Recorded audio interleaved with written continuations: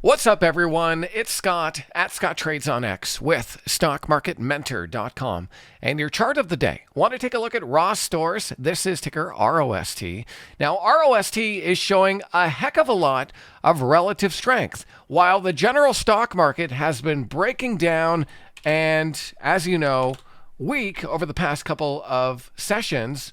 ROST didn't even get down to its 50-day moving average. And so these discount retailers are holding up really well, probably due to potential inflation expectations and pricing in future chances of recessions, right? If there is going to be a recession, there might be an influx of people shopping at discount stores like ROST stores. And so this stock has shown a ton of relative strength, near-term support down around the 21-day EMA. It closed under the 21-day last night, but today gapped up, held the gap, and closed near the highs in and around 217.60.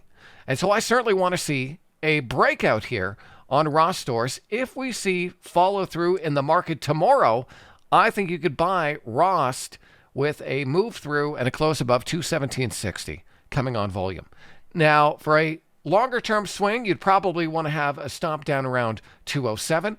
But for a near-term trade, probably want to start with your stop in and around tomorrow's intraday low, if it does trigger, with a move through and a close above 217.60. So that's the setup that I'm watching to play out on ROST stores, ticker ROST.